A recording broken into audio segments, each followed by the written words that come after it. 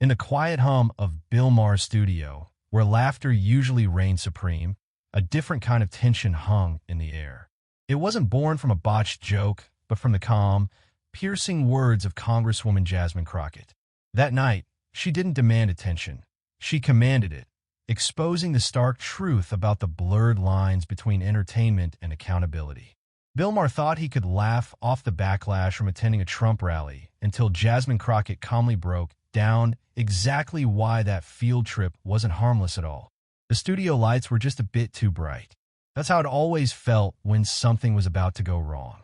Inside the small but packed taping room of Real Time with Bill Maher in Burbank, the crowd was warming up, laughter trickling through the seats, unaware that the moment they'd be talking about for weeks wasn't in the jokes. It was in the tension they didn't see coming. Jasmine Crockett was seated on the far right of the panel, legs crossed, pen tapping lightly on the pad in her lap. She had a look that didn't demand attention, but commanded it anyway. Not with flash, not with loudness, just presence. Calm, collected, and razor-focused. She wasn't new to confrontation, but she didn't come looking for it. She never had to. Bill Maher, meanwhile, was riding his own wave. Fresh off attending a Trump rally in Bakersfield, he had the media in a frenzy all week. Not because he endorsed Trump. He didn't, or at least that's what he kept saying, but because he went, stood there, laughed with the crowd, clapped along. When pressed, he called it a comedy field trip. When challenged further, he doubled down. I think people are overreacting, he said in a teaser clip earlier that morning. You can't fix the country without talking to everybody, even the people who watch Fox and wear red hats. Sometimes they're more fun. That quote had already sparked a firestorm on social media. Some said he was brave. Others said he was tone deaf. But tonight in the studio, the fire hadn't touched down yet. It was still coiled in the wires, waiting. The panel was mixed. A tech entrepreneur from San Diego who talked too fast, a best-selling author from Vermont who liked to quote herself, and a political strategist from Tallahassee who was still trying to get a word in from last week's taping. But Jasmine was the one people were watching. Bill leaned back in his chair like he always did, one leg slung over the other, sipping from his mug. So he said, grinning, "We're talking about the week's outrage du jour, which apparently is me." The audience laughed. It was polite, unsure. "I go to a Trump rally," he continued. "Not because I love the guy, obviously, but because I want to understand the madness, the tribalism, the merch tables, all of it. It's a comedy show, folks, not a pledge of allegiance." More chuckles. Jasmine didn't flinch. She just waited. He turned to her. "Congresswoman Crockett, I'm sure you have thoughts." That was the thing about Bill. He loved poking the bear, but this bear didn't roar. She just adjusted her mic. "I do," Jasmine said calmly, looking straight at him. "But I want to make sure we're being clear. This isn't about merch tables or comedy. It's about what happens when people with platforms validate spaces that are openly hostile to others." There was no spike in her voice, just a plain, direct sentence that cut the room like a paper slice. Bill raised his eyebrows. "I think that's a little harsh." She didn't blink. "Do you?" He chuckled. "Look, I've always said left, right doesn't matter. Comedy is how we cope. We can't keep pretending that talking to the other side is betrayal." Jasmine folded her hands. "But you weren't just talking. You were laughing with people who cheer at some pretty ugly things. You stood there while someone shouted, 'Go back to where you came from,' at a reporter. That wasn't a joke. That was just hate." The laughter stopped. The silence was sudden, tight, like everyone in the room leaned forward a little, even if they didn't mean to. Bill glanced down. For once, he didn't have a comeback ready. But the moment wasn't finished building, because Jasmine hadn't even started telling the story that would change everything. Bill shifted in his chair, clearly not expecting the energy to turn so quickly. He gave a half smile, the kind that tried to keep things light. "Okay," he said, "so now I'm responsible for what random strangers yell at rallies." He laughed. No one else did. "I'm not defending that behavior, obviously. But let's be real. If I'm not allowed to step foot in a Trump rally without being called a traitor, then how are we ever going to fix anything?" Jasmine didn't interrupt. She gave him space to speak. That was her rhythm. Let them talk. Let them reveal the cracks in their logic, then speak. When she did, it wasn't with sarcasm. It was with something sharper. I don't think anyone's calling you a traitor, Bill, she said, looking at him squarely. What I'm saying is that when you show up in spaces where people actively cheer for policies that hurt entire communities and you laugh along, even as a comedian, it tells the people watching that it's not that serious, that the harm isn't real. He opened his mouth to jump in, but she raised one finger, barely, and continued. You call it a comedy experiment, but you didn't walk away from that rally telling the crowd what they needed to hear. You laughed at their jokes, then used your platform to soften the whole thing. The panel was quiet again. The tech guy stopped tapping his pen. The strategist leaned back. Even the author from Vermont had gone silent. Bill exhaled. Okay, but let's not act like I stood there shouting slurs. I was observing. I've always done that. Go where the fire is, then come back and tell the story. And who gets burned in that fire? Jasmine asked. He looked at her, blinked. What do you mean? I mean the people who don't have the luxury of calling it content, she said. The people who don't get to sit on panels and laugh it off after the camera's cut. Because the things they're hearing at those rallies, they don't stop once the banners come down. Now, she turned slightly to face the audience. Not for show, but because she wanted them to hear it just as clearly. I represent people in South Dallas who have been threatened just for putting a sign in their yard. I've had constituents followed home, screamed at, told to leave stores, all because someone assumed they were the enemy. That kind of energy doesn't come out of nowhere. It's fed. It's allowed. And when people with platforms visit those spaces and call it a field trip, it tells the rest of the world that those fears are exaggerated. Bill sat back. You're saying I can't go anywhere now? I'm saying if you go, own the weight of it, she replied. You want to call yourself an observer? Fine. But if you see the fire, you have to say there's a fire. You can't sit there and warm your hands and then act surprised when someone gets burned. There was a ripple across the room. Even the control booth upstairs had gone still. Bill leaned forward now, no longer joking. You really think I made it worse by being there? She paused for a second, then answered, I think you made it easier for people to pretend it wasn't that bad. It wasn't loud. It wasn't dramatic, but it stuck. For the first time all night, Bill Maher looked like someone reconsidering his own words, and that, more than anything, made the audience lean in closer. But Jasmine wasn't done, because what she said next would bring the entire room to a halt. Jasmine rested her hands in her lap. She didn't need to raise her voice. The studio was already quiet, not because someone asked them to be, but because everyone could feel something shifting. There's this kid I met in Fort Worth, she said.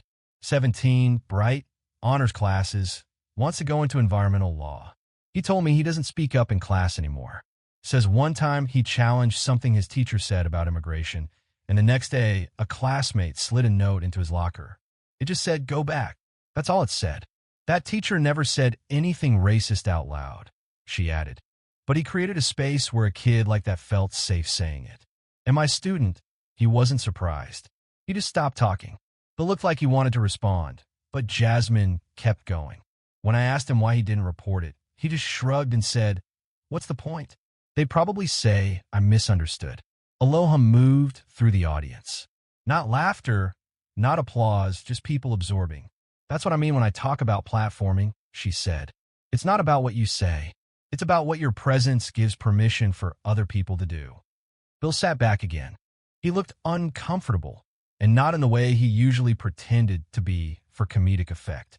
This wasn't a bit. He was caught between defensiveness and recognition. But don't you think, he started slowly, that some of this comes from people taking everything too personally? I mean, people say things. Sometimes they don't mean it. Can't we just learn to tune it out instead of assuming the worst every time? She raised an eyebrow. You want teenagers to just tune out when they're told to leave the country? He didn't reply. She leaned in just slightly. What if that was your nephew, your goddaughter? What if someone said that to them and you knew it was happening, not because they did anything wrong, but because someone else in power made it feel okay to treat them that way? The strategist shifted awkwardly in his seat. The author took a sip of her water. No one else made a sound. Bill tried again. Look, I get that there are real issues. I do, but I'm not in office. I'm not passing laws. I tell jokes. I try to expose hypocrisy on both sides. And you do, she said sometimes. But you don't get to escape the impact just because you call it comedy. We all make choices about where we show up, who we stand next to, and what we say afterward. Those choices matter. He looked at her, not angry, more like someone trying to recalibrate. The audience by now wasn't watching a debate. They were watching someone learn in real time what it feels like to be held accountable by someone who knows what they're talking about. Jasmine sat back in her chair, voice steady.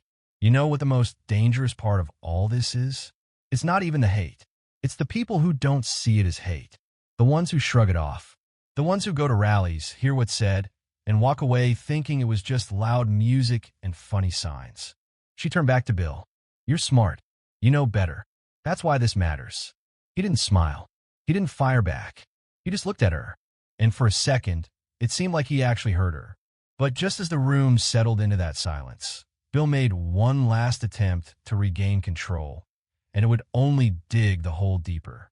Bill leaned forward, fingers steepled, elbows on the desk. His voice dipped lower than before, as if he thought tone might salvage what content couldn't. Jasmine, he began, you make some good points. You really do. But don't you think sometimes, just sometimes, the outrage gets a little performative? Like, not everything is a 5-alarm fire. The crowd didn't laugh. A few shifted uncomfortably in their seats. She didn't respond right away. She took a moment, and when she spoke, her words weren't aimed at the panel anymore.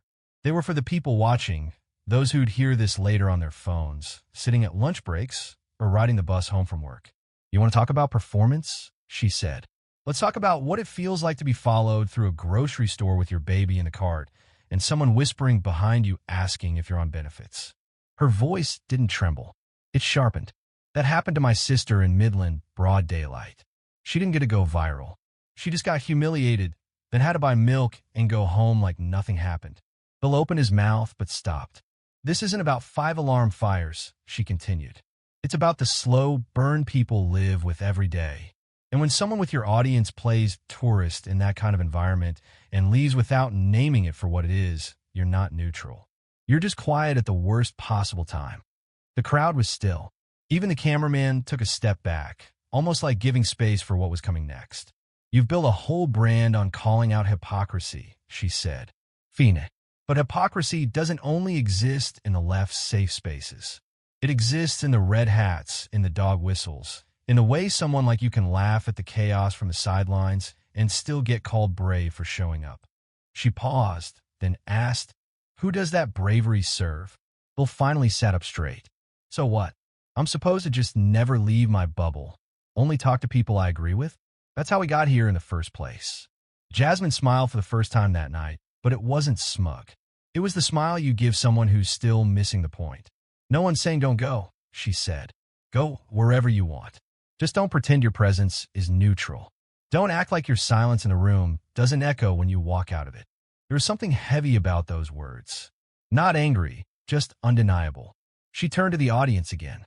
Here's what most people won't say on shows like this.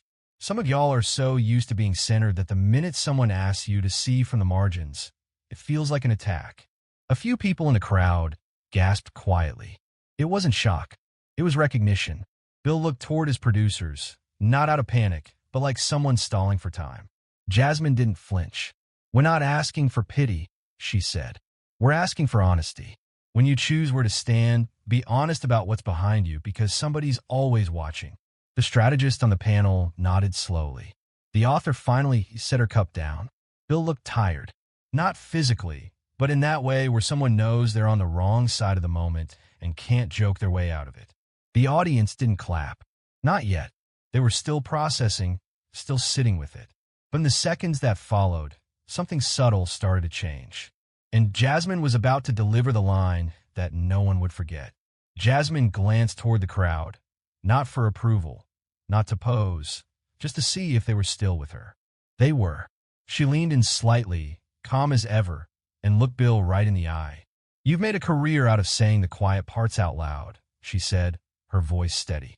But the truth is, the loudest thing you've said this week was nothing. A beat passed, then another. No one moved. Even Bill didn't interrupt. You stood on that rally floor while people screamed about stolen elections and real Americans. You heard people say things that weren't just politically different. They were cruel, but you didn't challenge any of it. You called it a comedy safari. You used your show to say it wasn't that bad. She paused, letting it land. Do you know how many people watched that and thought, see, even Bill Maher gets it. Even he thinks we're not so bad. She continued, they used you as proof, Bill. You became someone's excuse. That was the moment, the shift. In the audience, a woman in the third row, a retired teacher from Fresno, with her hands folded in her lap, nodded slowly. A man in the back leaned forward, elbows on knees. Even the stage crew, used to background noise, had gone still. Bill lowered his eyes. Jasmine sat back, not victorious, but resolved. I'm not here to cancel you, she said. I'm here to remind you that words have weight. Silence does too. You don't have to march with extremists to be useful to them. Sometimes all it takes is pretending they're harmless. He looked up. There was no comeback. The author on the panel glanced toward Jasmine. I have to say, I hadn't thought of it like that. The strategist chimed in. This wasn't even about politics anymore. It's about responsibility. Bill exhaled through his nose, not annoyed, just quiet. Then almost softly, he said, I hear you. It wasn't dramatic. No swelling music, no confrontation, just those 3 words. And something about the way he said them made it clear. This wasn't a man defeated. It was a man absorbing. Then came a sound, a slow clap, not sarcastic. One person in the middle row, then 2, then a handful more. No one stood, no one shouted. Just a quiet, sincere applause that grew naturally, like people weren't sure if they should but could not. Jasmine didn't smile. She wasn't there for that. She nodded once calmly and turned back toward the host. I hope that when you talk about this moment on your next show, you don't just say, I got owned by a congresswoman. She said, I hope you say, I listened. The lights hadn't changed. The cameras were still rolling, but everything felt different now. Bill glanced toward the side monitor, watching the delayed feed of himself on screen. Then he looked back to Jasmine. You've got guts, he said. I'll give you that. She didn't respond. She didn't need to. But outside that studio, the internet was already awake, and the moment was about to explode. The clip hit social media before the credits even finished rolling.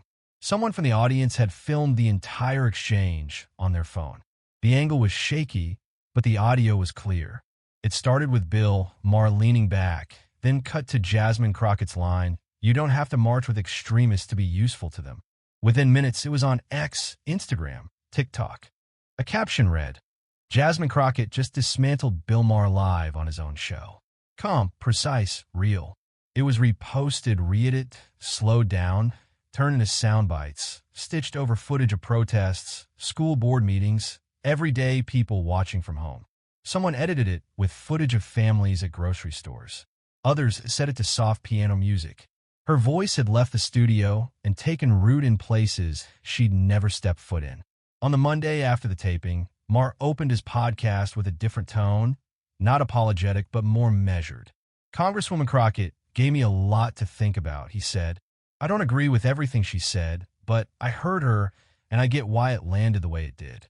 That conversation wasn't comfortable, but maybe that's the point. He didn't pivot to sarcasm. He didn't bury it in jokes. And for many people, that was the most surprising thing of all. Online, the responses were divided as always. Some praised Jasmine, calling her the new voice of reason and the calm we needed in the noise. Others predictably threw around the usual insults. Too sensitive, too dramatic, too much. But something stuck. A video popped up later in the week. A teacher in Missouri showing the clip to her senior civics class, then asking, what does it mean to speak without shouting? One student said, it means people can't say you were emotional, just honest. In Austin, a small business owner posted a video with the caption, been watching Bill Maher for years. But last night was the first time I felt like someone on his show was actually talking about people like me. Jasmine herself never made a big statement about it. She reposted a few clips, thanked viewers, then went right back to work. In an interview the following Thursday, a journalist asked her if she planned to go back on the show. She smiled and said, if the invitation's there, but my goal is not to win arguments on TV. My job is to make sure people who never get the mic still get heard. There was something about the way she said it, plain, unpolished, real, that made the host stop writing for a second. That was the thing about Jasmine Crockett. She didn't storm in swinging. She didn't crush people with volume. She spoke clearly. She told the truth, and she made it so plain that even those who didn't want to hear it couldn't pretend they hadn't. Sometimes the loudest mic drop doesn't sound like a slam. It sounds like a quiet fact said with so much conviction the room can't look away. And sometimes the biggest shift comes not when someone yells, but when someone listens. This story serves as a powerful reminder of the weight of our words and, crucially, the impact of our silence. It illustrates that sometimes listening to a calm truth can be far more impactful than any noisy debate. We cannot be neutral when present in spaces where hostility is tolerated, and our silence can inadvertently enable it. Our personal responsibility in choosing where we stand and what we say or don't say can profoundly shift how others perceive the world around them.